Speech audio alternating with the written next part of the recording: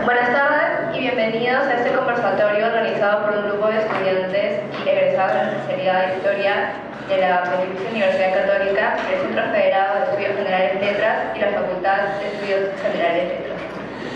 Nos reunimos en esta ocasión para rendir homenaje al reconocido intelectual Eric Hobsbawm, considerado uno de los historiadores más importantes del siglo XX, pero cuyos aportes han trascendido el campo de la historia y han logrado lo que se ve reflejado en su abundante y ha logrado influir también en las ciencias sociales. En realidad, Eric Hobsbawm fue un intelectual que incursionó en muchos temas, lo que se ve reflejado en su abundante y variada obra. Pero asimismo fue un hombre profundamente comprometido con los fenómenos sociopolíticos de su época. Su profundo estudio de la historia del capitalismo demuestra un espíritu crítico y cuestionador de las estructuras sociales, políticas y culturales que éste forjó, siempre a partir de su convicción política y teórica ligada al marxismo. Producto de ese compromiso fue también su amplio trabajo acerca de la historia contemporánea, su corto siglo XX, que para él se había iniciado con la Revolución Rusa, lo que significó la constitución de un nuevo régimen, y cuyo fin se habría producido con la caída del bloque soviético a finales de los 80 y inicios de los 90. Con el propósito de analizar la obra de Eric Hobsbawm y su impacto en el desarrollo de la historia y las ciencias sociales, contamos con la presencia de tres destacados intelectuales y profesores de esta universidad. Nelson Manrique Gálvez es historiador y sociólogo. Estudió sociología en la Universidad Nacional Agraria de La Molina. Obtuvo una maestría en sociología en la Pontificia Universidad Católica y un doctorado en historia y civilizaciones en el École des Hautes Études de Ciencias Sociales de París. Es profesor principal en la Pontificia Universidad Católica y también se desempeña como periodista y columnista de la República. Es reconocido por trabajar en temas de historia social, económica y política y violencia política. Además, es un estudioso de las nuevas tecnologías y de la red global. Nelson Manrique es un autor muy prolífico. Entre sus libros tenemos Usted fue aprista, Bases para una historia crítica del habla, La piel y la pluma, escritos sobre literatura, etnicidad y racismo, La sociedad virtual y otros ensayos, Las guerrillas indígenas en la guerra con Chile, Campesinado y Nación, etc. Antonio Zapata Velasco es doctor en Historia de América Latina por la Universidad de Columbia, Nueva York, profesor de Historia en la Pontificia Universidad Católica del Perú, profesor de posgrado en Ciencias Sociales de la Universidad Nacional Mayor de San Marcos, además de ser profesor en la Academia Diplomática del Perú. Es investigador asociado en el Instituto de Estudios Peruanos. Es reconocido por ser especialista en historia contemporánea. Además fue director y conductor del programa de historia Sucedida en el Perú del canal estatal peruano. Entre las publicaciones de Antonio Zapata tenemos Naturaleza y Política, el gobierno y el fenómeno del niño en el Perú, 1997-1998. Sociedad y poder local, la comunidad de Villa El Salvador, 1971-1996. El joven Belaunde, historia de la revista El arquitecto peruano, 1937-1963, etc. Aldo Panfichi es actualmente profesor principal y jefe del Departamento de Ciencias Sociales de la Pontificia Universidad Católica. Ha tenido diversos cargos de dirección académica en el pregrado y en el posgrado de las especialidades de Sociología y Ciencias Políticas. También se desempeña como analista político y consultor internacional.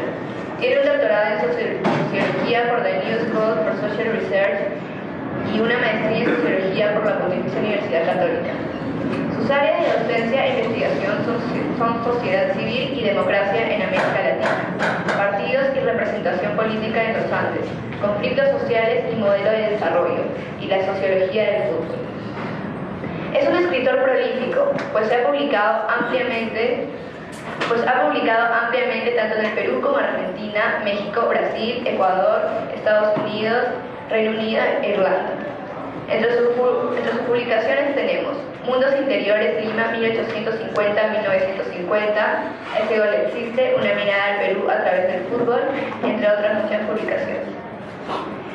Bueno, le daremos la palabra como primer exponente al doctor Antonio Zapata.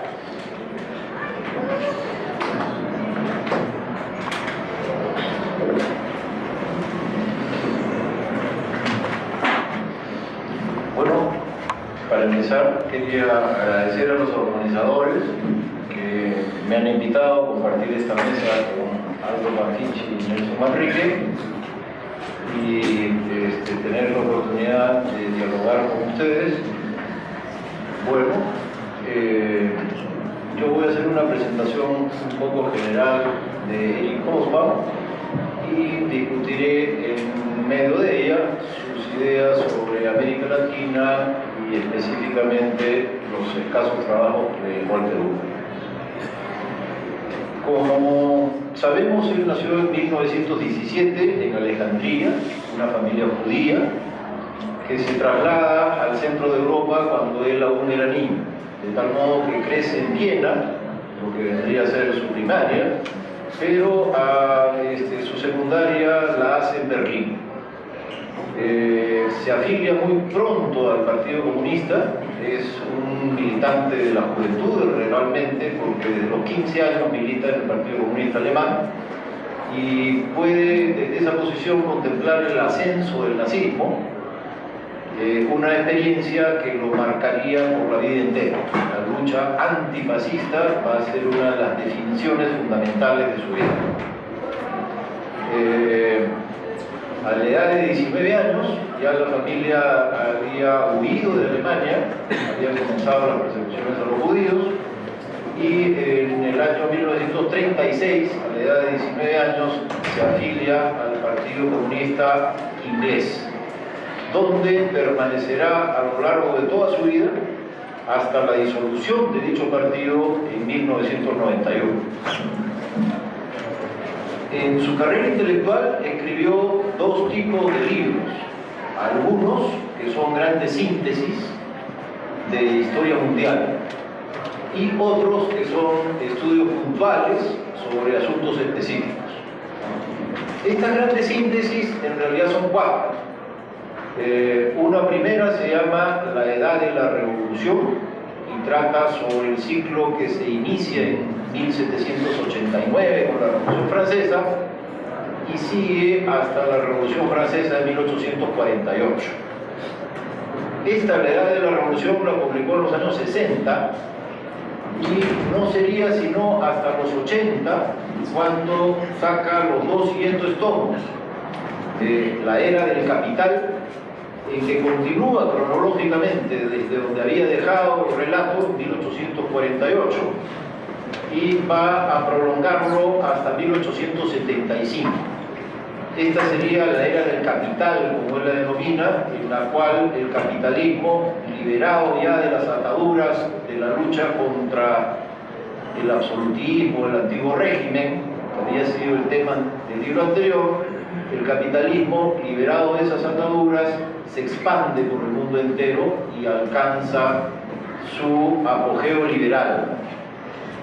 Luego el tercer tomo se llama La Era del Imperio, empalma, igual que en el caso anterior, al finalizar la cronología del volumen 2, en este caso el volumen 3 empieza en 1875 e irá hasta la Primera Guerra Mundial. A este tomo lo llama La Era del Imperio y corresponde al imperialismo, el momento en el cual el capital sale ya de Europa y los Estados Unidos y se extiende por el mundo entero, del Asia, del África, el reparto del África y en el caso de los Estados Unidos, pues las intervenciones en América Latina, en el Caribe, en América Central. De este modo, el último tomo es el famosísimo, el siglo XX, que empieza con la guerra entonces de 1914 y se prolonga hasta la caída de la Unión Soviética en 1991. De este modo, lo que encontramos es que a lo largo de su vida escribió libros de síntesis, que estos son 4, que cubren la historia del capitalismo y de su desafío por el socialismo, hasta la caída de la Unión Soviética. Es un panorama general el que nos ofrecen sus obras de síntesis de la historia del mundo contemporáneo. Paralelamente, como les digo, otra idea importante que no tenía un plan, no es que alguien que empiece a escribir sistemáticamente y escribe 4 grandes libros, como que de un solo tirón, sino que son a lo largo de más de 30 años que los va escribiendo, un poco en relación también con las demandas del mercado, las propuestas de los editores, y va construyendo a lo largo de la vida estos 4 libros, pero no hay un plan que desde el comienzo haya seguido como de tirón. Estos, y sobre todo el siglo XX, le confieren un gran prestigio. Se vuelve el historiador más leído del mundo, o uno de los más leídos del mundo, y se presenta la paradoja de un militante comunista que no abjura de su doctrina, que al contrario se mantiene terco hasta el final, y que en este mundo de neoliberalismo, en este mundo que se abre en los años 90, en los cuales precisamente las ideas comunistas e incluso las ideas de centro pierden piso en un mundo dominado ideológicamente por el neoliberalismo. El historiador más importante es alguien que se mantiene comunista hasta el final. Buena parte de su prestigio la construye sobre la base de la calidad de la obra, y esta es una actividad que no es individual, sino que es una actividad de grupo. Eric Hobsbawm funda la revista Pasado y Presente en los años 1950, junto con un grupo de historiadores de izquierda, de historiadores marxistas ingleses, Christopher Hill, Edward Thompson. Son algunos de los grandes historiadores que lo van a acompañar en una empresa intelectual que pretendió combinar marxismo con la Escuela de los Anales. Y la Escuela de los Anales se desarrollaba paralelamente en Francia.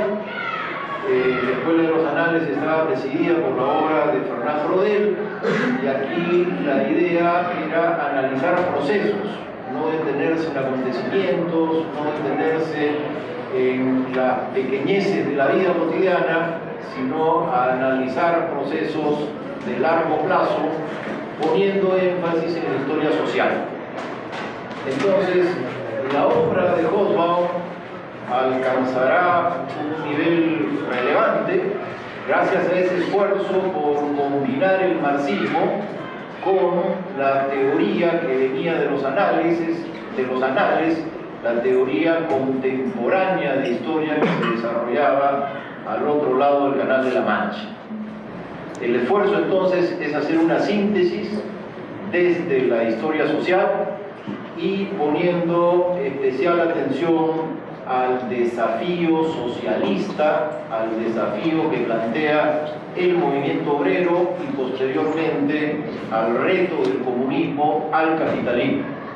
La importancia de la obra es construirse desde la historia social, pero enfocar las contradicciones políticas entre capitalismo y comunismo como el eje de la historia contemporánea. Como decía también, junto con las grandes síntesis, escribió historias, estudios más puntuales, que normalmente fueron muy profundos, pioneros en el tratamiento de los temas y en tanto ello muy renovadores. Y es ahí donde aparecen estudios sobre América Latina y específicamente sobre el Perú. Lo que está preocupándole a Hobsbawm son los movimientos campesinos en el periodo de ascenso del capitalismo, cuando el capitalismo llega, cuando el capitalismo irrumpe, cuando el capitalismo inicia su marcha, cómo reaccionan los campesinos con respecto a esta irrupción. Y con esa gran pregunta en mente va a hacer varios estudios, uno sobre Colombia, otro sobre Perú. El estudio sobre Perú será en realidad específicamente sobre el Valle de la Convención y el movimiento de Hugo Blanco, pero con esa misma pregunta en mente interroga también al movimiento campesino en Europa. Por ejemplo, tiene un texto muy famoso sobre la resistencia campesina en Inglaterra contra el cerco de las tierras, que es un fenómeno que se extiende en Inglaterra en el momento de acumulación originaria del capitalismo. Entonces, le interesa un tema, ese tema son las reacciones campesinas ante la expansión del capitalismo. Y estudia el tema en diversos países, esto lo trae a América Latina también. Por el contrario, las síntesis a las que nos hemos referido las construye desde arriba.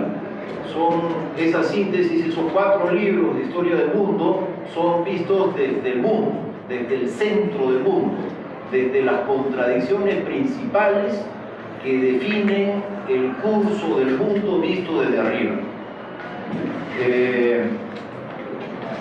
Y la famosa idea de que el siglo XX es un siglo corto se construye sobre la idea del siglo XIX, más bien como un siglo largo. O sea, es una dicotomía. El siglo XX es siglo corto porque el XIX es largo.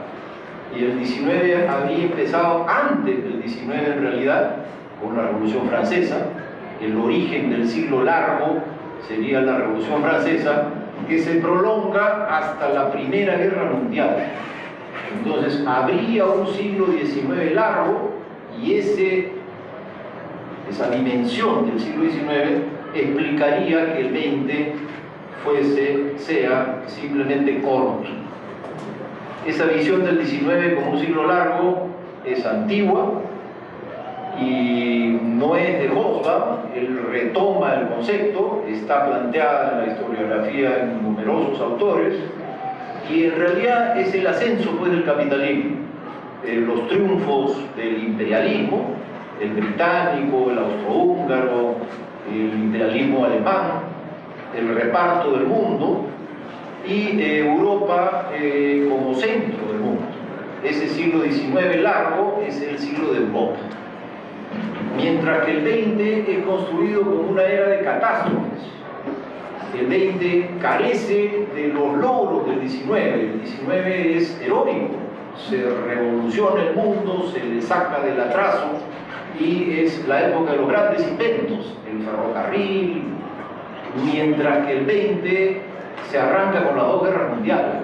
El XX es destructivo de esa Europa civilizada que estaba en el centro del siglo XIX largo, que era la realización máxima del siglo XIX, la civilización occidental, cuyo centro era Europa, es destruida en la edad de las catástrofes en el siglo XX. Y con una Europa devastada, económica, social y culturalmente, sus instituciones aniquiladas, enfrenta el desafío bolchevique, y este va a provocar el ascenso del nazismo. Entonces, en la interpretación de Hobsbawm, a mitad del siglo XX, recién reaparece el capitalismo liberal después de la Segunda Guerra Mundial, porque en el periodo de las 2 guerras y entreguerras, el liberalismo parecía en declive.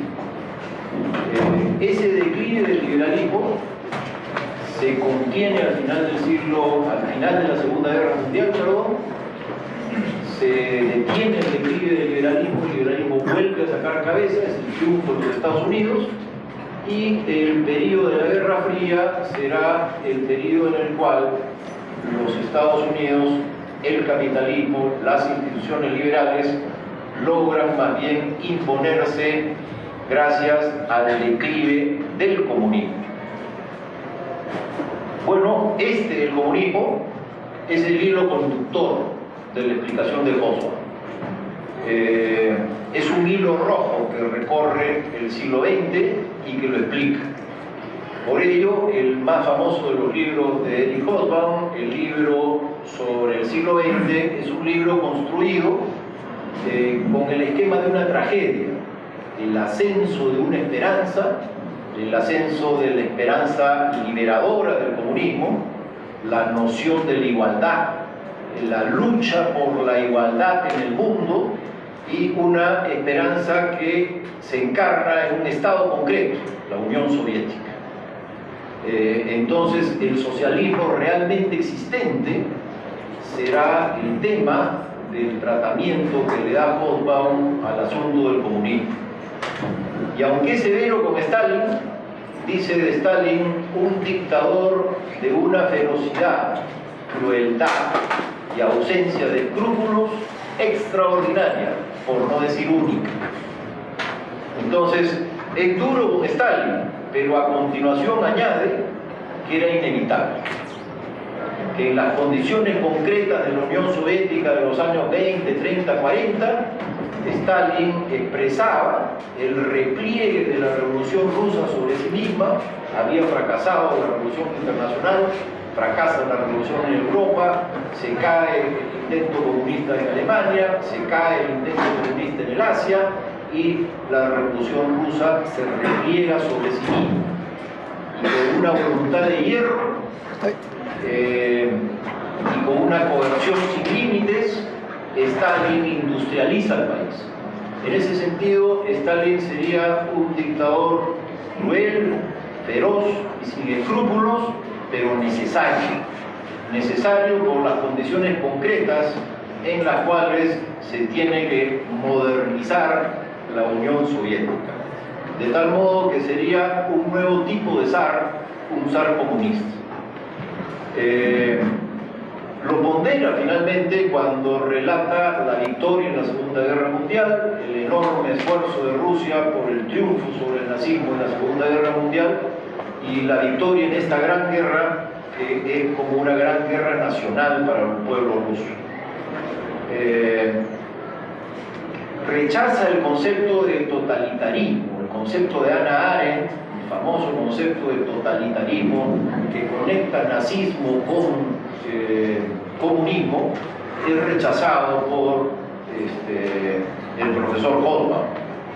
En su argumento, el nazismo y el comunismo son completamente dispares, y la convergencia en autoritarismo es una convergencia superficial, porque el contenido del nazismo era un contenido del gran capital, mientras que el contenido del comunismo era esa promesa de igualdad que se ha encarnado de forma concreta a través de una dictadura, pero la dictadura es lo superficial, lo concreto es que es la igualdad versus el gran capital.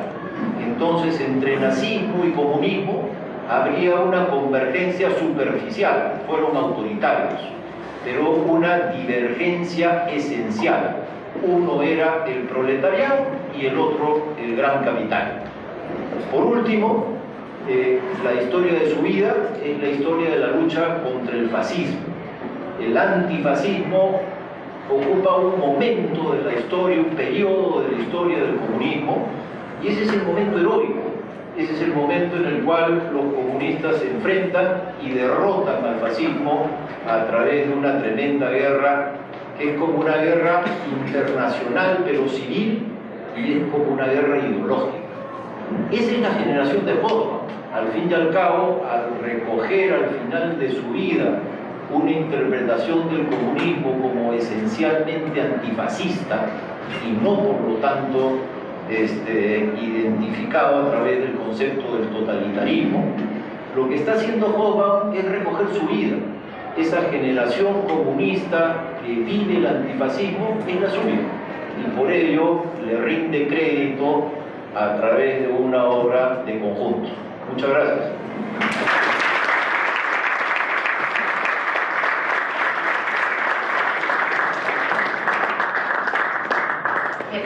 Gracias a la doctora Teresa Zapata. A continuación, cederemos la palabra al doctor Aldo Panfich.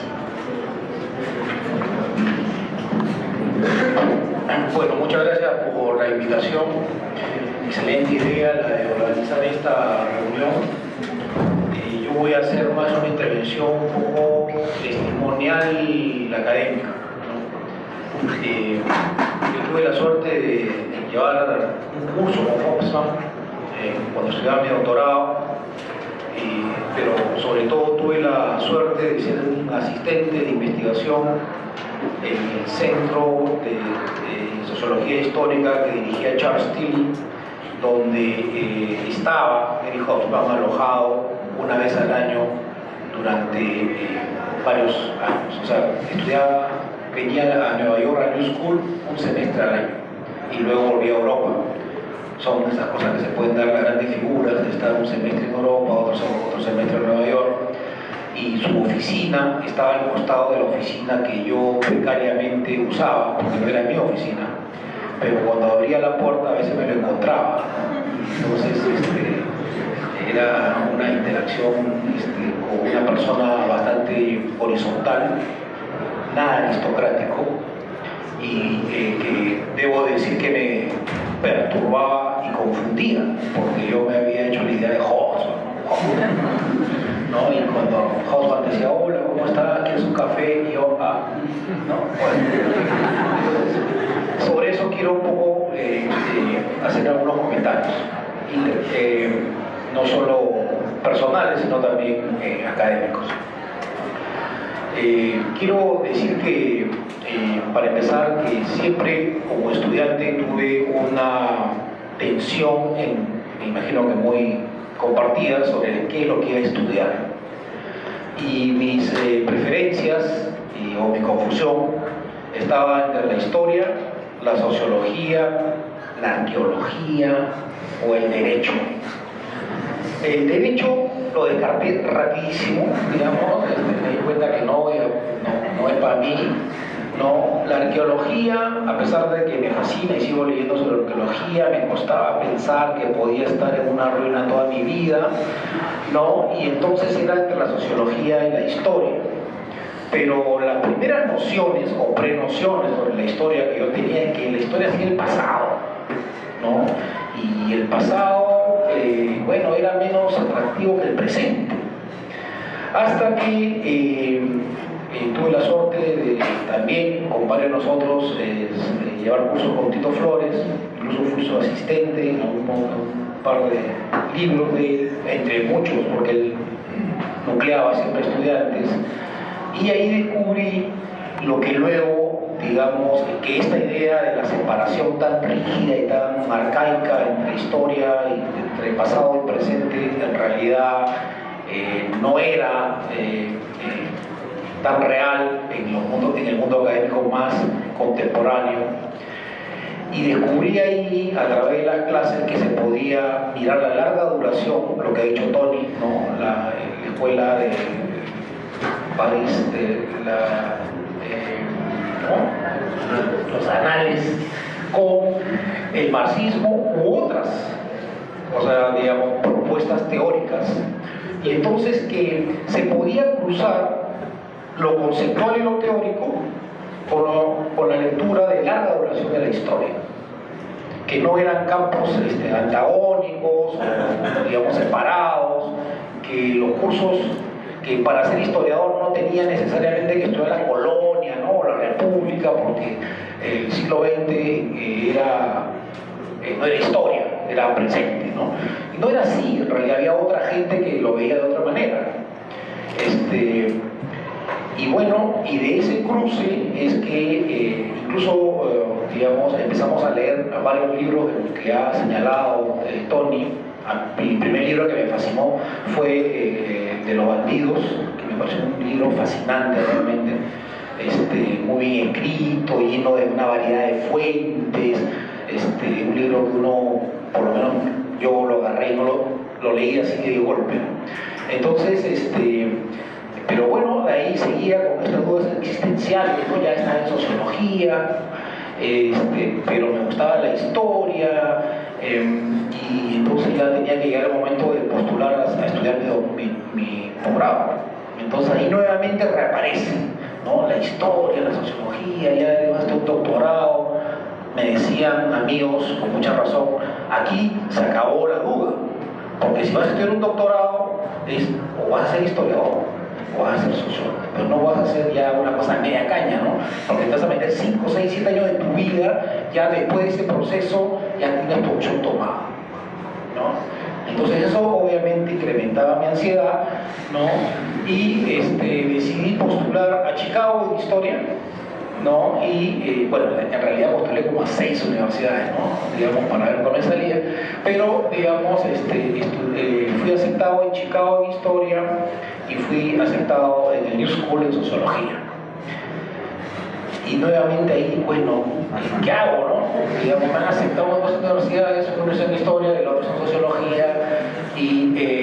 Bueno, y tampoco podía decir que la ciudad me jalaba, porque ambos eran grandes ciudades, no era así una pequeña universidad en Ohio o algo, ¿no? Digamos que evidentemente para un limeño como yo, ¿no? Que tiene poca destreza para el campo y para esto, si no se siente cómodo en las ciudades grandes, entonces tampoco era un criterio, ¿no? Chicago, ¿no?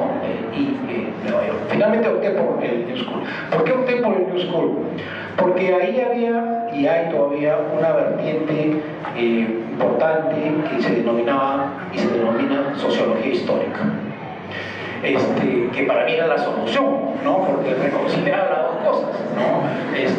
Y uno de los líderes, digamos, de esta vertiente era Charles Tilly, y estaba Hobsbawm, ¿no? Entonces ya ni hablar, no podía dudar, ¿no? No obstante, la beca de Chicago era más generosa que la de New School, pero en fin, uno colchón al piso, bueno, ya, bueno, Nueva York, y ahí todo, inclusive nos hemos encontrado en Nueva York, hemos compartido, no el colchón, sino las tardes en Nueva York, como si acaso, ¿no? Aclarar. Entonces,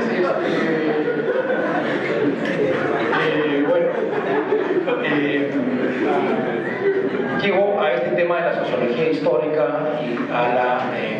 y bueno, yo llegué en 90, 89, a fines de 89, 90, estoy en mi doctorado, y entonces de Hobsbawm para mí Hobsbawm ya académica e intelectualmente me dice mucho sobre el capitalismo, el trabajo y todos sus libros, pero para mí, digamos, el trabajo de Hobsbawm era sobre los 90, muy fuerte sobre los 90, y sobre lo que estaba ocurriendo en ese momento, ¿no? Como sociólogo me interesaba el presente, pero evidentemente el presente no puede ser entendido solamente en el corto plazo, sino en el largo plazo, y la historia no es simplemente una escenografía, sino la historia está embebida, como dicen, o enraizada, digamos, en el presente.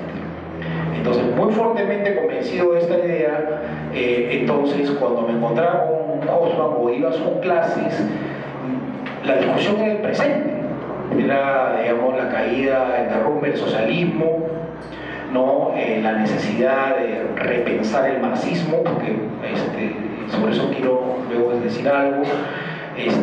Para nosotros, los estudiantes peruanos, era Sendero, ¿no? Una angustia muy fuerte. Incluso hicimos una manifestación contra... ¿Tú estuviste, Donilza?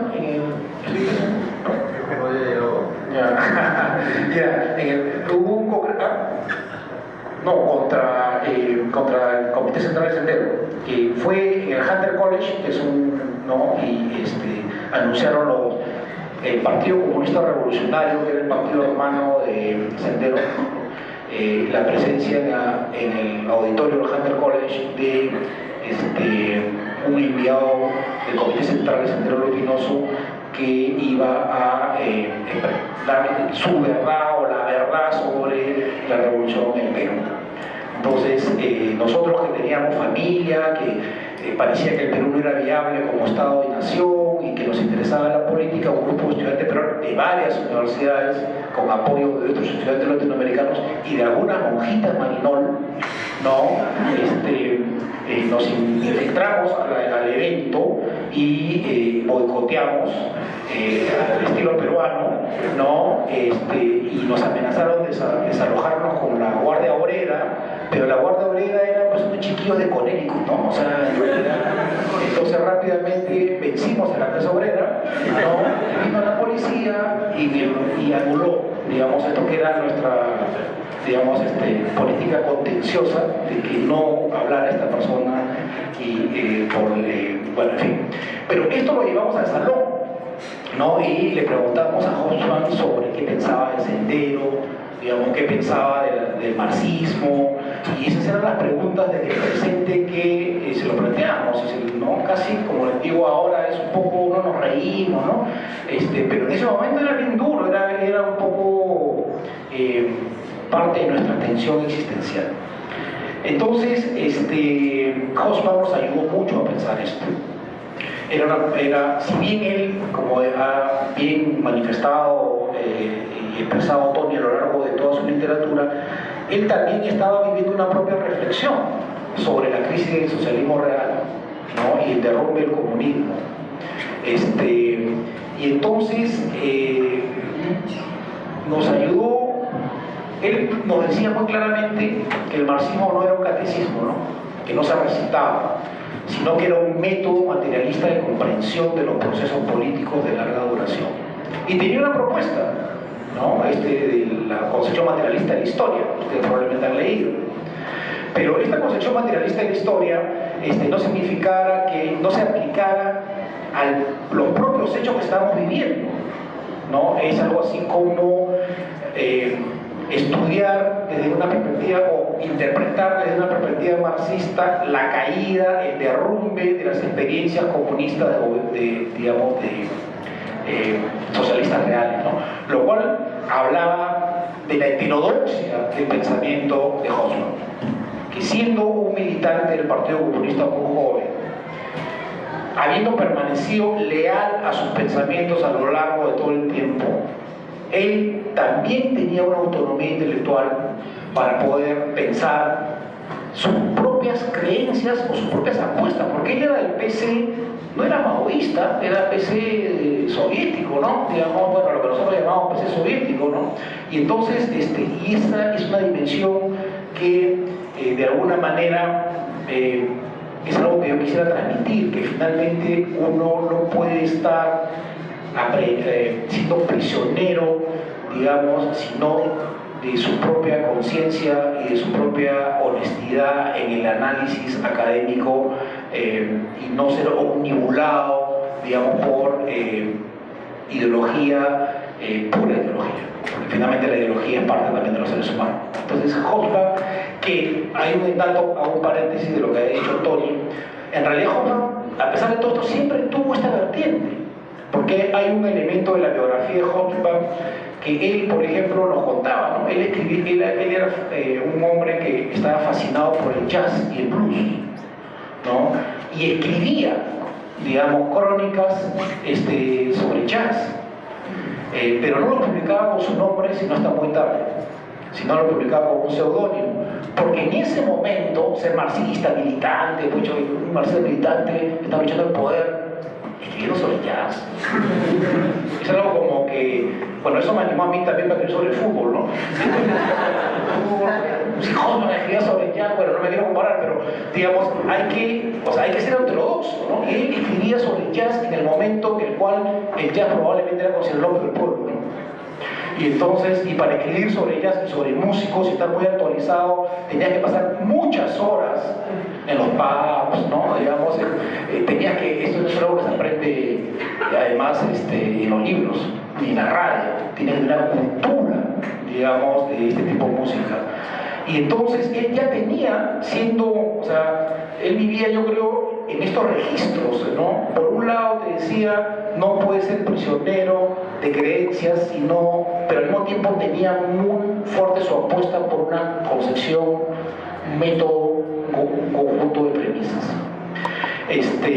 Y esto tiene que ver de alguna manera con su propia interpretación de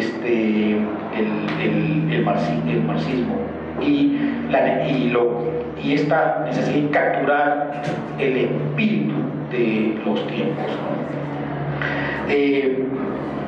Antes de hacer un par de anotaciones finales, quería decir al mismo tiempo que tomar en lo que dijo Tony, ¿no? Él fue a lo largo de su vida un luchador antifascista. Y parte de su compromiso también estaba en el hecho de que el New School, la universidad donde yo estudié, era una universidad de exilio, porque se funda como una universidad de exilio. Hay pocas universidades, hay universidades y centros académicos, Colegio de México, por ejemplo, se funda como una universidad de exilio para dar alojamiento y cobertura a los intelectuales republicanos españoles que estaban siendo exterminados por Franco y por la persecución fascista. Y el New School se funda para dar acogida a los luchadores antifascistas, muchos de ellos judíos, digamos, que escapaban de Europa. Surge como una universidad en exilio. Y entonces Hobsbawm, a pesar de tener ofertas académicas, poder ir a otras universidades, y eventualmente lo fue, tenía un compromiso con una universidad de exilio por consolidar y darle vigencia a una universidad que había nacido para dar refugio a luchadores antifascistas, con lo cual él se identificaba. Y bueno, parte de ese contexto, digamos, lo que quiero decir es que la militancia antifascista también se expresó en opciones académicas y dónde, digamos, enseñar y dónde pasar parte de su tiempo. Volviendo al tema de la, digamos, del su marxismo heterodoxo, dentro de la ortodoxia, digamos, tiene que ver con algo que él plantea sobre, por ejemplo, él plantea de que el socialismo realmente existente ya estaba derrotado de los años 60 y que había sido, digamos, y lo dice haciendo un análisis economicista de este tema, aplicando su propio método. Por ejemplo, él dice que técnicamente, económicamente, los socialismos realmente existentes pudieron construir una sociedad o una disputa, la Guerra Fría, entre dos modelos de desarrollo, porque la planificación central, que era un elemento importante del comunismo, se sustentaba en una economía de guerra. Una economía de guerra, es decir, una definición desde el Estado de las metas que permitan disputar al otro poder, el mundo, que era el capitalismo, en este caso Estados Unidos encabezándolo y Inglaterra, por lo cual la prioridad era la gran industria, la construcción de los sistemas de misiles atómicos, la organización de viajes al espacio, es decir, usar los mejores recursos de un país, incluso sacrificando la posibilidad de vincular la economía y la ciencia para lograr mejores niveles de bienestar de su propia población, con el objetivo político de disputar una hegemonía en el mundo. Entonces, según Hobsbawm, la Unión Soviética tuvo éxito en alcanzar estas metas de disputar hasta quién llega primero a la Luna, pero fue incapaz de proveer a su sistema económico de los mecanismos internos que le generaron un dinamismo y una capacidad de mejorar el nivel de vida de su propia población y de incluso luchar contra la pobreza y la exclusión. Hoy sabemos, por ejemplo, que mucho del poder del Imperio Soviético estaba basado en la explotación de las repúblicas soviéticas. Yo tuve la suerte también de estar en Kiev, en Ucrania, y allí la historia que me contaban, digamos, era una historia, o sea, ellos apostaron por el Ejército Rojo para liberarse, pero luego que el Ejército Rojo triunfó y ellos quisieron tomar independencia, fue contra ellos y los aplastó. Y Ucrania y como otros repúblicas socialistas tuvieron que sostener, digamos, con el petróleo, con la producción de alimentos o con el gas, esta competencia internacional por el poder, o mundial por el poder, a costa de su propia población. Y por eso el gran resentimiento que incubaban estas sociedades. Y eso lo discutíamos en los cursos. Era muy doloroso para alguien como él, digamos, discutir estos temas, pero nosotros apreciábamos su integridad, digamos, ¿no? Y entonces él plantea que la rigidez de la economía y el no prestar atención al mercado, digamos, fue una de las causas por la cual paulatinamente, digamos, el sistema socialista real no pudo sostenerse y además generar una situación de descontento que alimentó luego la construcción de un derrumbe político. Repito, para él el elemento central era que los avances de la ciencia estaban orientados a la guerra y a los objetivos políticos y no tanto a la economía y a mejorar las condiciones de vida de la población. Y eso fue lo que en un contexto de globalización y de derrumbe de las fronteras y de aislamiento de las sociedades, donde ya los pueblos pueden comparar y mirar, digamos, el desarrollo de otros pueblos, lo que le hace perder legitimidad y sostenibilidad a un régimen político. Creo que es demasiado. Bueno, entonces, para terminar, siendo yo sociólogo, histórico, no tengo sino que recuperar esa imagen de heterodoxia y de honestidad y de pensamiento crítico de Hobsbawm hacia sus propias creencias y apuestas políticas. Eso creo que es la lección más importante. Muchas gracias.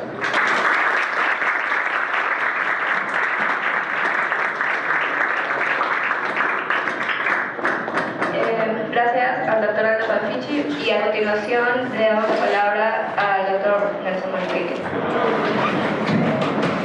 Bueno, primero agradecer la invitación. De hecho, creo que es una excelente iniciativa y Hobsbawm amerita varios homenajes como los que empiezan a darse.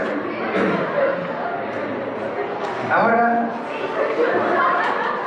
con lo que han planteado Tony Zapata primero y luego Aldo Banfichi, Tony una visión general de la producción de Hobsbawm y esta evocación personal sentida de Aldo, no me deja mucho para decir. Entonces, quisiera plantear algunos apuntes. He ido tachando las cosas que ya no y añadir algunas otras cosas que quizás sean útiles. Bueno, quisiera comenzar con dos reflexiones que plantea Eric Hobsbawm en la introducción de su libro El corto siglo XX, la era de las catástrofes. Una primera es una anécdota que narra precisamente de New School. Él está dando una clase y habla de la Primera Guerra Mundial y un estudiante levanta la mano y le dice, no, habla de la Segunda Guerra Mundial, perdón. Un estudiante levanta la mano y le dice, perdón doctor, ¿eso quiere decir que hubo una Primera Guerra Mundial? Y eso te lleva a una reflexión sobre cómo a fines del siglo XX se pierde el sentido de la historia, cómo hay ese sentimiento de que de inmediato lo copa todo y en fin, ¿para qué puede servir la historia? Y la segunda es una reflexión con relación a un tema que es absolutamente contemporáneo también, que es el triunfo, la hegemonía del pensamiento neoliberal, ¿no? Del pensamiento del liberalismo económico a fines del siglo XX. Y Hobsbawm dice, para una persona como yo que vivió la crisis de 1929, es increíble que la gente vuelva a creer en el liberalismo económico. ¿Por qué? Porque ellos vieron el desastre al que llevó el mundo del liberalismo económico dejado a sus arbitrio antes de la crisis del 29. Y es justo el apunte que hace Hobsbawm en términos de que New Deal, el nuevo trato del presidente Roosevelt, el estado de bienestar, la convicción de que el Estado tenía la obligación de velar por el bienestar económico de sus ciudadanos, garantizar pleno empleo, salud, educación, etc. Todo eso fueron logros quebrando con el sentido común que había llevado al desastre a Europa. Y él decía, en términos de no haber vivido eso, la gente no tiene conciencia de en qué se está metiendo. Y creo que la crisis de 2008, que según los propios especialistas se va a prolongar por una década, termina dando la razón. Hace poco en el aula magna planteaba una reflexión sobre esto, ¿no? Nuestro horizonte de vida es relativamente corto y posiblemente tuviéramos otra visión de las cosas si tuviésemos la suerte de pasar por dos ciclos contractivos. Los ciclos contractivos son los ciclos de expansión y de crisis del sistema capitalista, ¿no?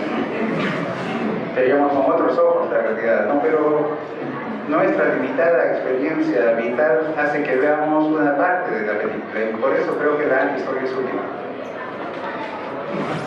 Y pensar en la larga duración, la apuesta de Hobsbawm por la incorporación de la larga duración, que es una noción fundamental de la escuela francesa, particularmente de Con el marxismo apunta a eso, ¿no? Una reflexión histórica que nos permita situar nuestro momento en coordenadas mucho más antes. Brodel decía que el tiempo del historiador es la duración. Existe una corta duración, una media y una larga duración. Pero en cada evento que sucede, digamos, el día 22 de noviembre del 2012, tomamos una noticia del periódico, y está actuando un conjunto de fuerzas que tienen que ver con lo que pasó la semana pasada, pero que tienen que ver con cosas también de mucho más largo origen histórico. Y solo podemos entender, digamos, de una manera más compleja el presente, incorporando estas otras dimensiones que están actuando en la dimensión presente. Y creo que es eso lo que apuesta Hobsbawm cuando plantea esta apuesta por la asimilación de los aportes de la escuela francesa y del marxismo. Ahora, me parece que podría ser útil tratar de situar la producción de Eric Hobsbawm en un encuadre que tome algunos casos de pensadores e historiadores que compartieron el siglo XX con el de Europa y con los cuales pueden trazar similitudes y diferencias. Quisiera remitirme particularmente a tres de ellos, ¿no? Bueno, Arthur Koestler, Isaac Deutscher y Tony Judt. ¿Quiénes son estos personajes y qué relaciones me gustaría establecer? Arthur Koestler es un pensador húngaro que migró a Inglaterra, hizo su profesión en Inglaterra, escritor, filósofo, periodista, crítico. Koestler nace en 1905.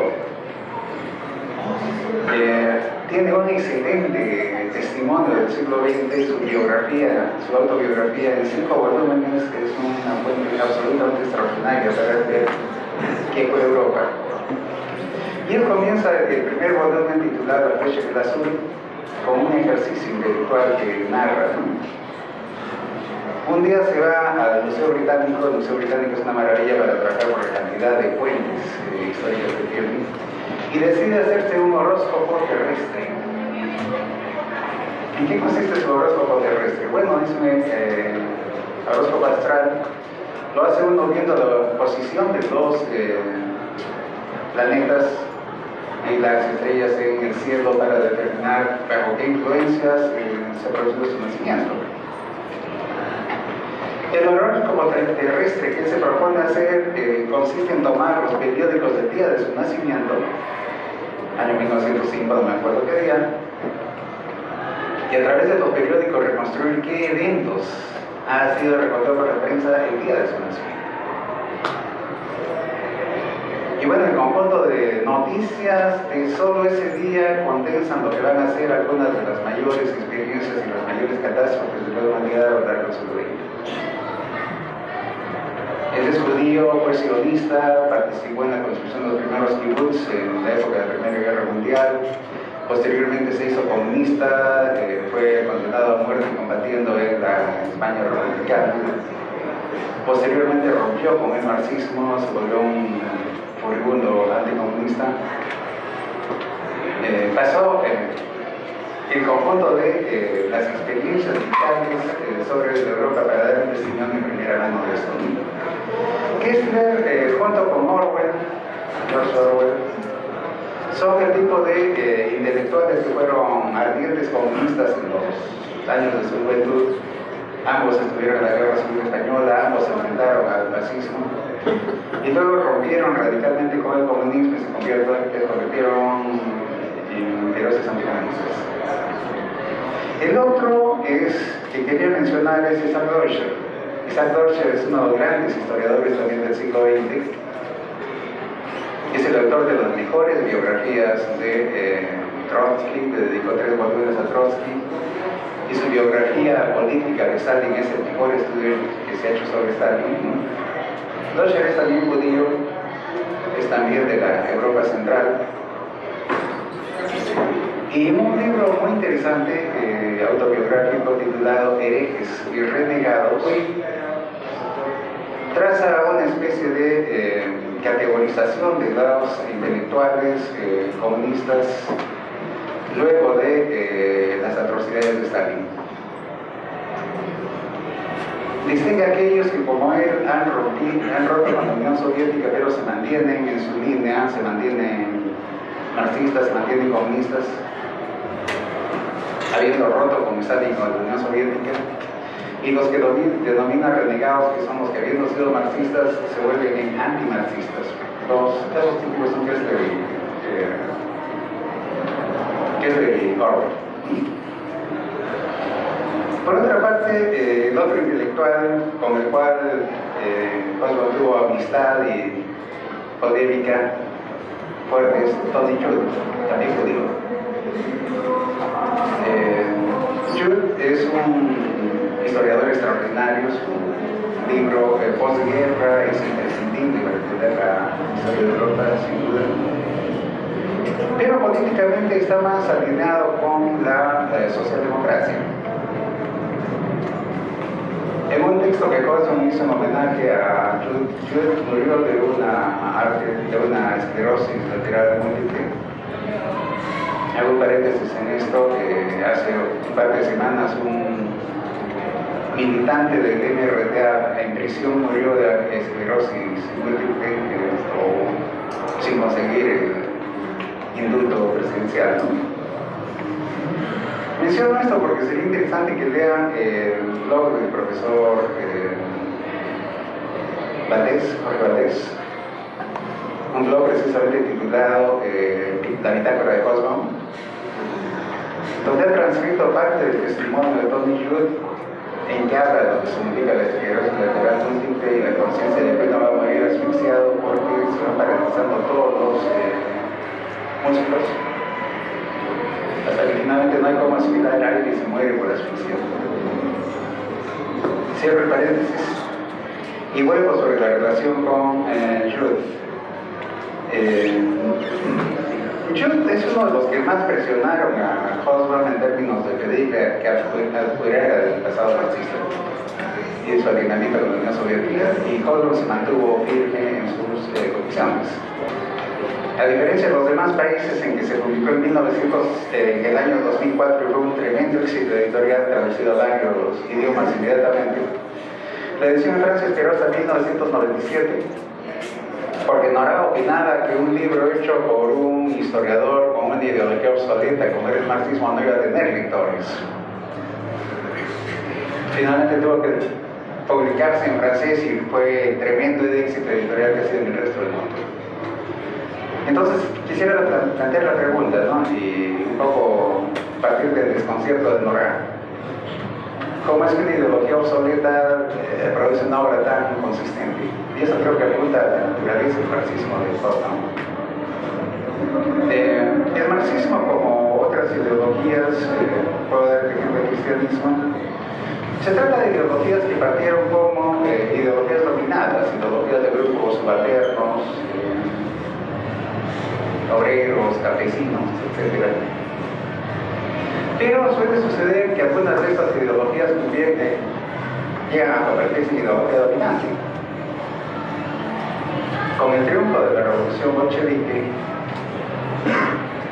el marxismo se convierte en una ideología de Estado, ideología del poder.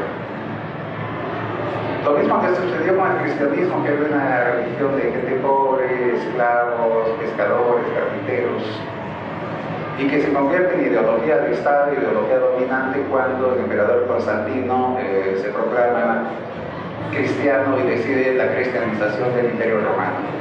¿Qué es el paso para que el cristianismo se convierta en religión universal? Siempre cuando se pasa de ideología dominante, de ideología subalterna, a ideología dominante, ideología de Estado, se suscitan un conjunto de problemas, porque en tanta ideología de Estado, el marxismo, como pasó con el cristianismo, se convierte en una herramienta de sostén de un determinado orden.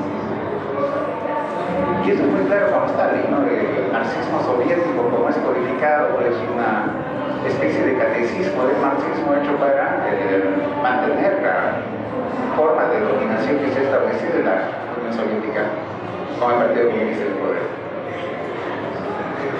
No es ese marxismo con el que se atiende a los varios textos que se han mencionado sobre él. Quisiera añadir uno que me parece interesantísimo para estudiar el marxismo de Husserl. Es el prólogo que él hace a un pequeño opúsculo titulado Formaciones económicas precapitalistas. Y aquí quisiera detenerme en la participación de Husserl en el debate del marxismo. Es decir, que Husserl no solo es marxista por el tipo de obra que ha hecho, por estas construcciones monumentales utilizando el análisis marxista para describir la historia, sino que participa y a un nivel muy significativo, muy relevante en el debate sobre el marxismo en los años de la posguerra. Decía que el marxismo es codificado como marxismo-leninismo, como ideología de Estado de la Unión Soviética, todo el que se pone por ver es una especie de renegado, pero este catecismo estatal no sirve para la investigación. Ahora, hay un par de fenómenos que reavivan el debate en torno al marxismo que tiene que ver con la publicación de materiales hasta ese momento desconocidos de Marx. Primero se publican los manuscritos económicos filosóficos de 1844, que dan una nueva visión del Marx joven, un Marx humanista, con temas dominantes de preocupación como la alienación, por ejemplo. Y luego, y esto es lo que más va a trabajar Husserl, se publican unos borradores hechos por Marx para la repartición del capital. Poniéndonos en contexto, Marx y Engels participan en las revoluciones burguesas que estallan en los años 48. A raíz de eso tiene que huir de Alemania y refugiarse primero en Francia y luego en Inglaterra. Y a partir del inicio de los 50, Marx decide que no hay posibilidad de triunfo de ninguna revolución y que va a aprovechar el tiempo de dedicarnos a estudiar el capitalismo. Y emprende una tremenda investigación sobre la economía del capitalismo. De ahí van a salir dos textos cruciales, ¿no? La contribución a la crítica de la economía política publicada. Y otro texto conocido como los Grundrisse, los borradores de la crítica de la economía política, dos volúmenes de apuntes hechos para su propio consumo, no para la publicación, que contienen una serie de proposiciones fundamentales para complementar la visión que Marx da en el capital. Hay que pensar el capital que es apenas un fragmento, lo que se publicó el primer tomo del capital es apenas un fragmento de lo que Marx iba a dedicar al estudio de la sociedad capitalista. Este quedó inconcluso. Engels con borradores de Marx publicó los volúmenes 2 y 3, compuso los volúmenes. Pero quedaron una serie de cabos sueltos fundamentales que están trabajados en los Grundrisse. Ahora bien, Hoffman publica un fragmento de los Grundrisse, un fragmento conocido como Líquido de Formaciones Económicas Precapitalistas, y hace un prólogo que es uno de los textos más extraordinarios que conozco de análisis del marxismo. ¿A qué se dedica el texto de Formaciones Económicas Precapitalistas? Trata de situar las reflexiones de Marx del capitalismo a partir de una reflexión general sobre el sentido de la historia humana. Y es ahí donde plantea este esquema que va a dar lugar a tantos debates, ¿no? Sociedad antigua, pero sociedad modo de producción asiático, modo de producción antiguo, feudal, capitalista.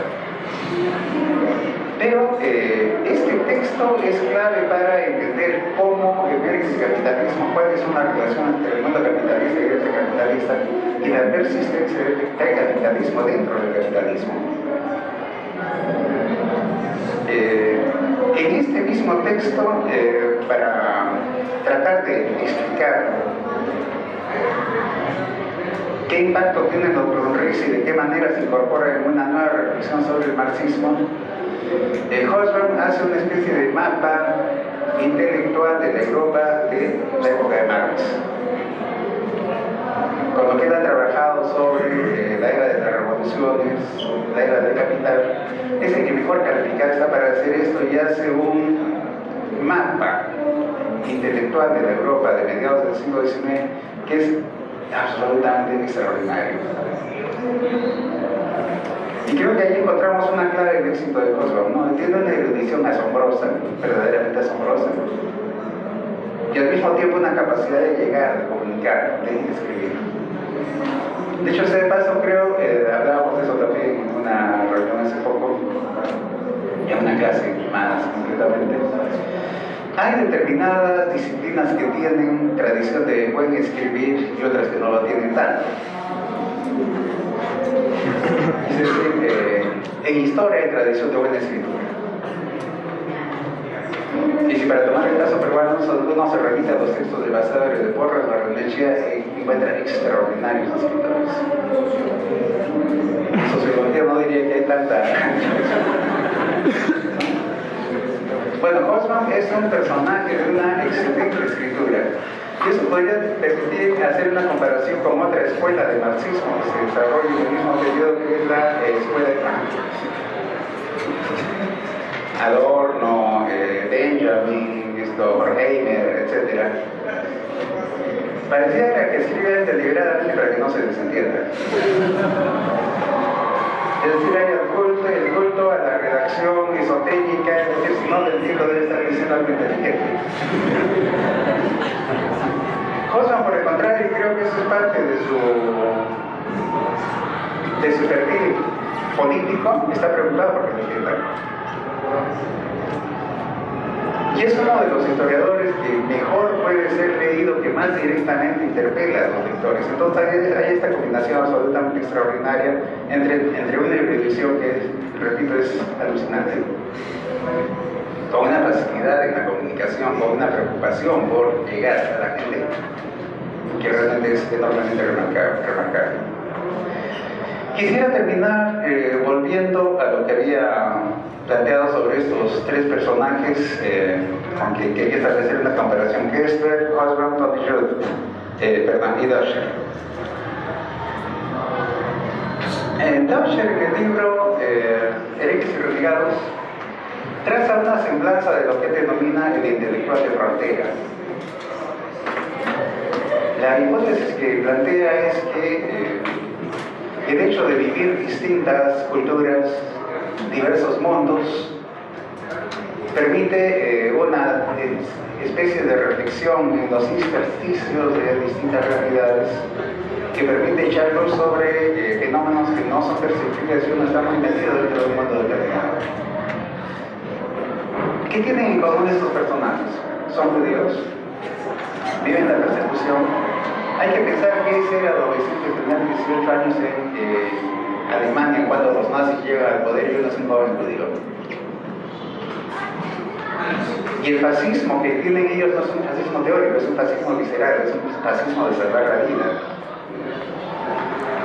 Y de ahí este tono militante de su adhesión, de su compromiso, ¿no? Pero no se trata de, en el caso de todos estos intelectuales que tienen en común esa condición de gente de varios mundos, intelectuales de frontera, se trata de gente que trata de combinar por una parte un profundo rigor en lo que hacen con una preocupación por cambiar el mundo, sobre eso de la revolución. Ahora, se habla de Hobsbawm como un fracasado, es decir, del falso profeta, ¿no? Las predicciones que hizo fracasaron, la revolución fracasó, la Unión Soviética desapareció. Frente a esto, Hobsbawm señalaba que paradójicamente el éxito de la revolución rusa no fue acabar con el capitalismo, sino ayudar a reformar el capitalismo. Por una parte, es la presencia de la Revolución Rusa la que obliga al capitalismo a desarrollar el estado de bienestar, incorporar el conjunto de reivindicaciones, incorporar la planificación. Es decir, hacer el conjunto de elementos que hacen un capitalismo más inclusivo, lo cual le permite expandirse y desarrollarse.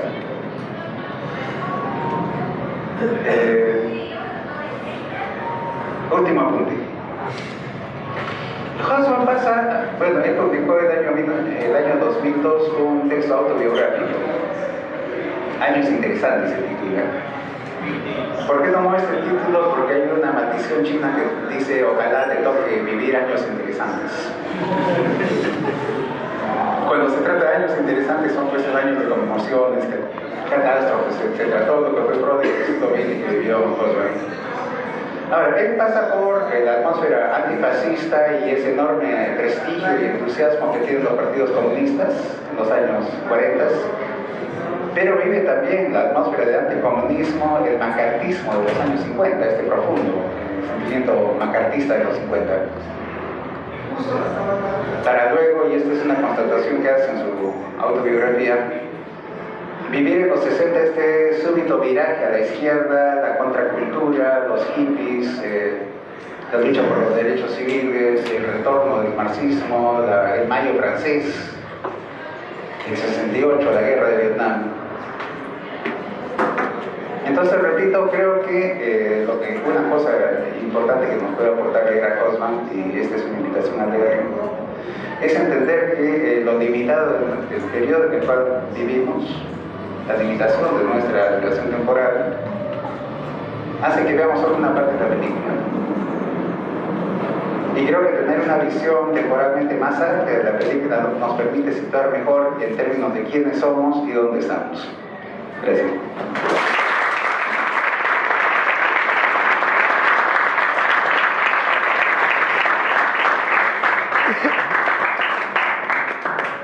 Bien, agradecemos al doctor Nelson Manrique y a continuación una ronda de preguntas.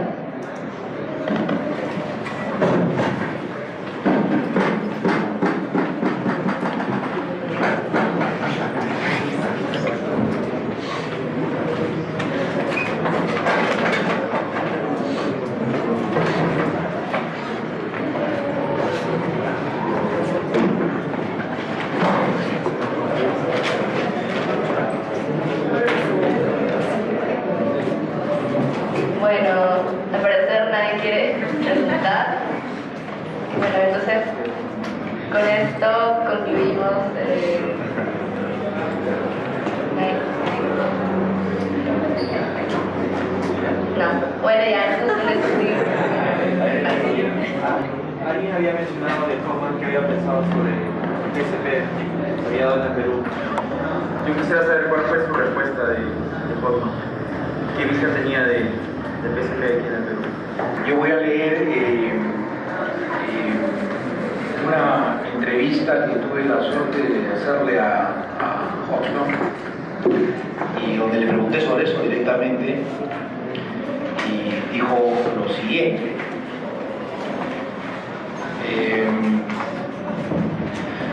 Le pregunté, ¿no? Tengo entendido que usted estuvo en el Perú en los años 60 y 70 haciendo investigación para varios de sus trabajos y libros. ¿Qué reflexión le provoca recordar el Perú de esos años y leer lo que sucede actualmente? Estábamos hablando de la ofensiva del PSP Sendero Luminoso. Es difícil decirlo, pero siento sobre todo un profundo disgusto por las oportunidades perdidas durante los años de Velasco. Quizás no fue un movimiento revolucionario, pero sí tenía genuino deseo de justicia. Recuerdo esos años, cuando discutía con gente de la izquierda peruana que se oponía a Velasco, diciendo que no era más que un reformismo burgués. Yo les decía, 2 puntos comillas, si ustedes pueden hacerlo mejor, excelente, cierre comillas. Lamentablemente no fue así. Observando hacia atrás, creo que esta experiencia fue lo más positivo de la historia peruana contemporánea y lamento que haya fracasado. El por qué este fracaso es algo que los peruanos deben discutir, especialmente porque no se han encontrado otras soluciones adecuadas a la devastadora pobreza de la mayoría del país. No he estado en contacto con Perú en los últimos años, aunque siempre leo con avidez todo lo que pasa por mis manos. Sin embargo, como un viejo izquierdista me veo obligado a decir algo más. Si en Perú yo tuviera que escoger entre los revolucionarios y los no revolucionarios, yo tomaría el lado de los no revolucionarios. Es terrible descubrir que hay movimientos revolucionarios que uno preferiría que nunca tengan éxito.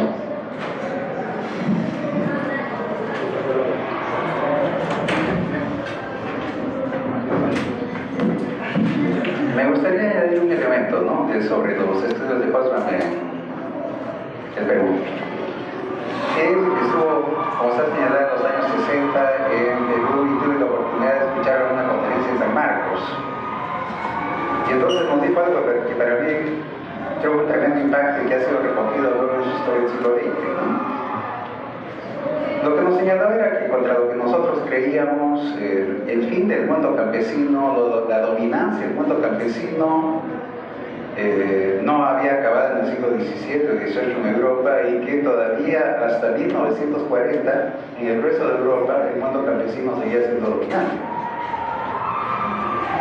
Es decir, la creencia que nosotros teníamos de que veníamos retrasados con los cambios que llevaron a convertirnos en una sociedad rural, indígena y serrano, para convertirnos a una sociedad de carácter más bien urbano, costeño, mestizo, son cambios que se dieron a nivel planetario. En su libro El siglo XX, Hobsbawm hace una afirmación categórica, ¿no? Para el 80% de la humanidad, el feudalismo de la Edad Media terminó en 1950. Y creo que tiene razón. Pero es este tipo de chispazos y sus investigaciones en el Perú. Él hace un excelente trabajo sobre el levantamiento del oro blanco, donde no se detiene sobre la cuestión política, ¿no? Hay una reflexión muy interesante sobre los ciclos de expansión y contracción de la economía del café y la recurrencia de los levantamientos, pero es absolutamente notable, ¿no? Pero creo que es un intento de incorporar la reflexión sobre el capitalismo en esta contrapartida que es el precapitalismo.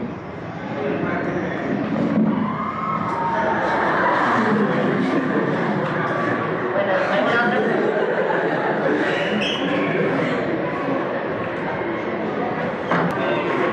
Sí, una pregunta para Nelson sobre Hobsbawm y el Perú. Él estudió, parece bastante, el fenómeno de los levantamientos de los 60, pero llegó a escribir algo Hobsbawm sobre el fenómeno de Sendero Luminoso en los 80 y la guerra interna, y lo incorporó de algún modo a sus análisis sobre el marxismo, este fenómeno. Bueno, en realidad en los 80, ya tiene más de 80 años, se mueve entre Londres y Nueva York, ¿no? Ya está limitado por el trabajo de campo, creo, ¿no? Los apuntes que ha señalado Aldo en la entrevista dicen cuál es su posición sobre el Sendero Luminoso, ¿no? Pero bueno, creo que el último periodo de su vida está dedicado a componer la cuarta parte de esta tremenda tetralogía, ¿no?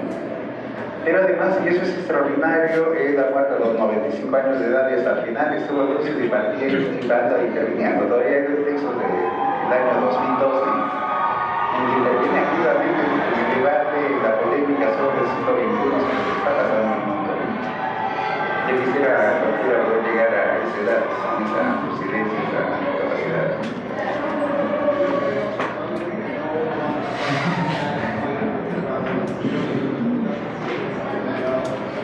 ¿Cuáles son los autores que más cita a Hobsbawm? O sea, ¿cuáles son los autores fuente? ¿En quién se inspira Hobsbawm?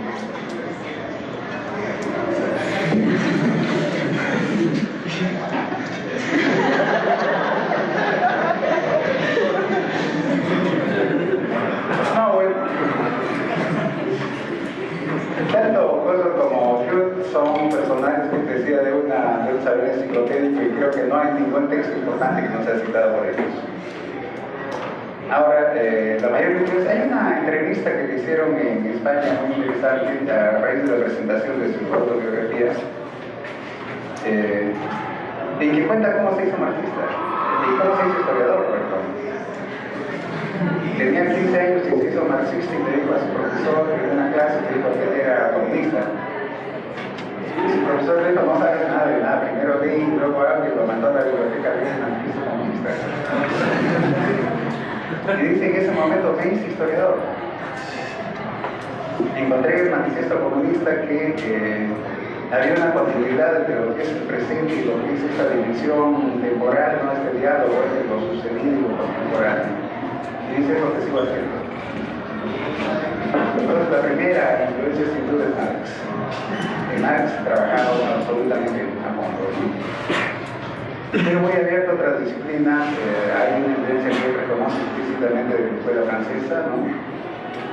Los autores de la escuela francesa, pero tiene un diálogo y una polémica con todos los grandes pensadores de la época. Por algo es el historiador más reconocido, más conocido de su vida.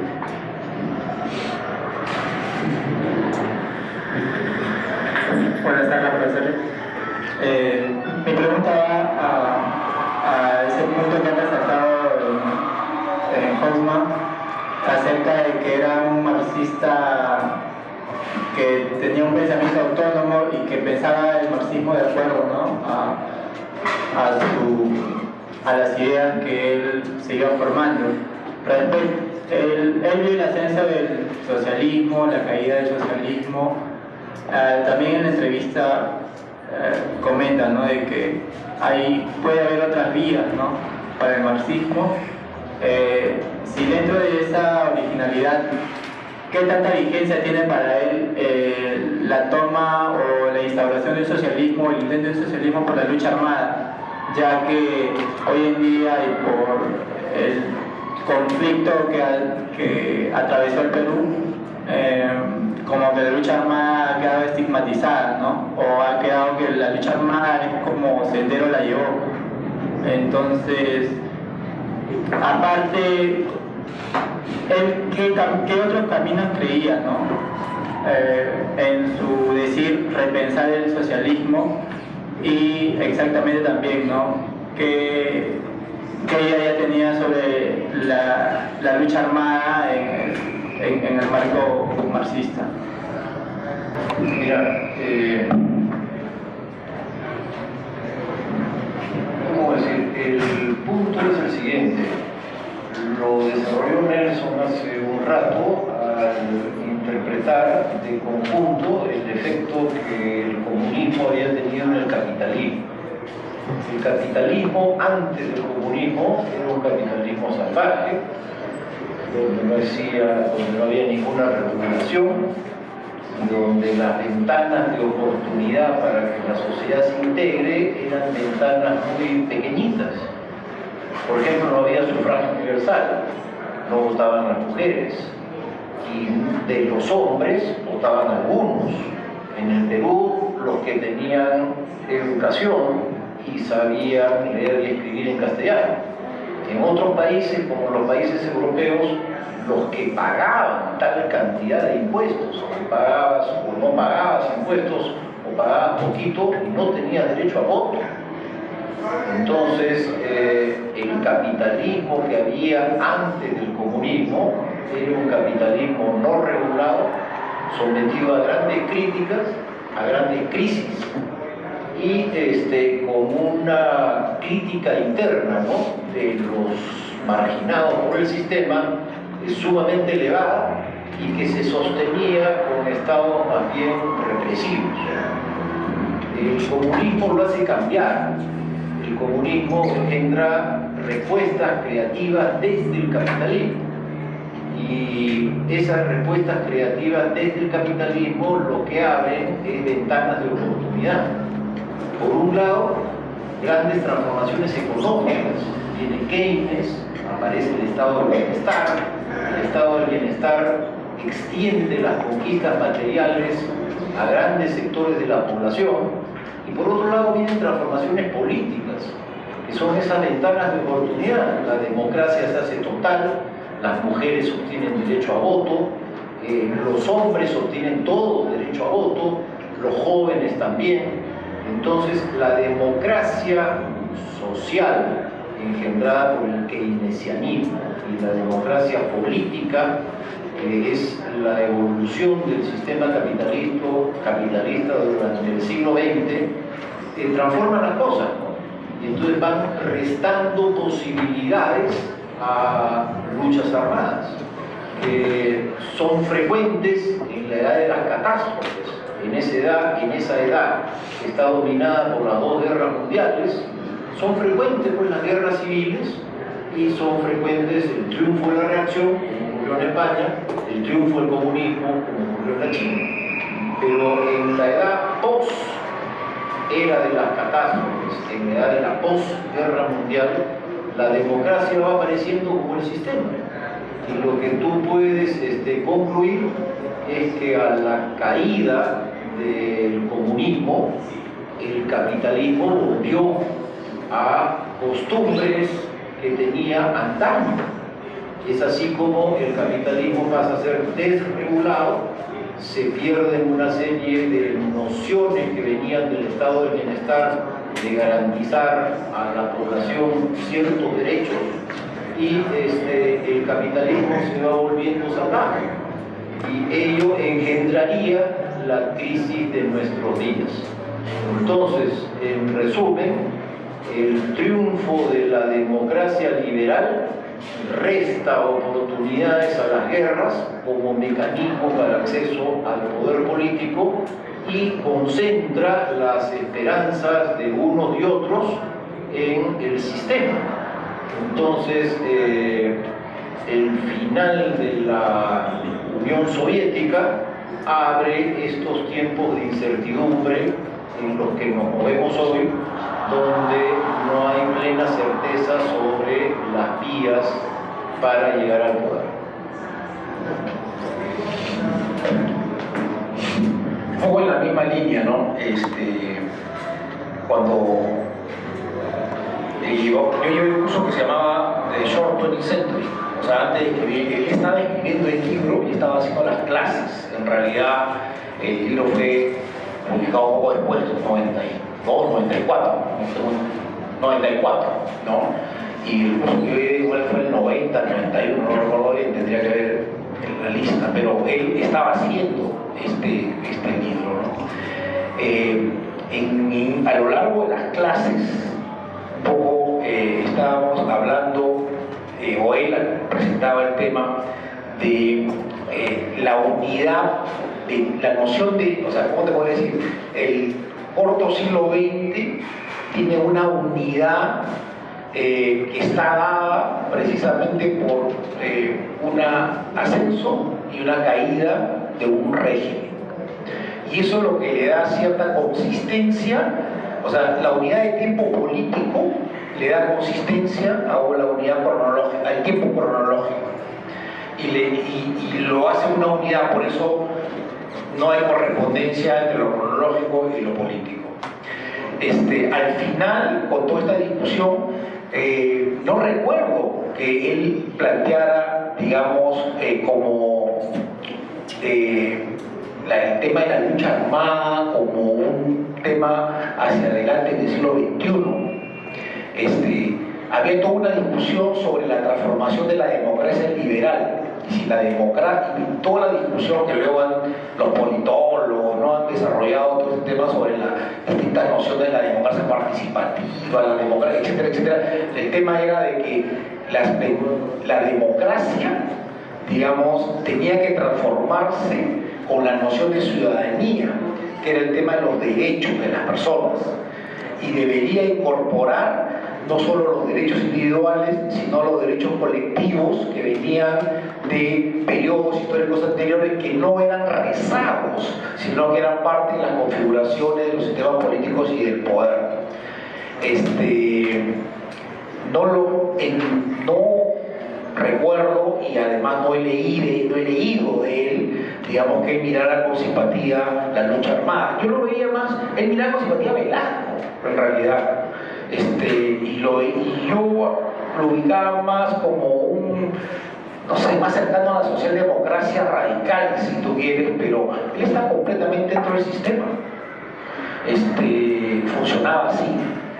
Y repito, lo que para mí era más importante era que él usaba un método que defendía, que era la concepción materialista de la historia, incluso para identificar la caída de los socialismos y las nuevas, digamos, desafíos que emergen post siglo XX o en el siglo XXI. Me gustaría decir algo sobre el tema, ¿no? Primero, en el libro sobre el siglo XX, Hobsbawm introduce una subperiodificación. Genéricamente, el siglo XX lo divide en tres fases, ¿no? Una que va entre 1914, inicio de la Guerra Mundial, hasta el fin de la Segunda Guerra Mundial, de 14 al 45, al que denomina la era de las catástrofes. Una segunda que va de 1945 a 1973, a la que denomina la Edad de Oro, y la de el derrumbamiento que se extiende entre 1973 y 1989, hasta la caída del muro de Berlín. Ahora, dentro de esta superperiodificación hay fenómenos como, por ejemplo, la guerra de Vietnam. La guerra de Vietnam en realidad comienza en 1945, ¿no? Los revolucionarios vietnamitas toman el poder, desalojando a los japoneses que han invadido, pero Francia intenta recuperar su poder colonial, instalarse realmente como país colonizador, y se inicia una guerra civil que va a durar hasta una guerra contra la intervención primero francesa y luego norteamericana, que se va a extender hasta 1975. Y Hobsbawm, como toda la gente pensante del mundo, se alinea con los vietnamitas, se apoya en la guerra de los vietnamitas.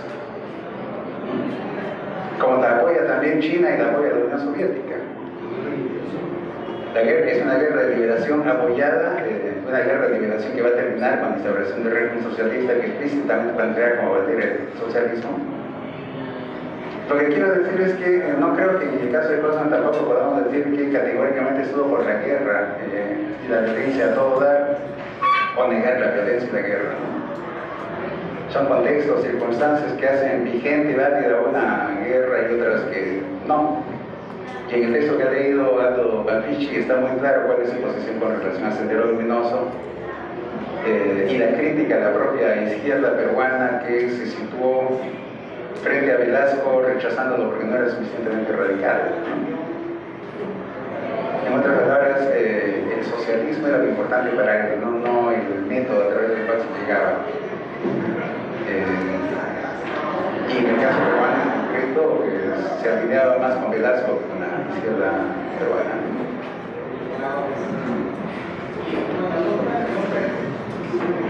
Bueno, agradecemos a los ponentes.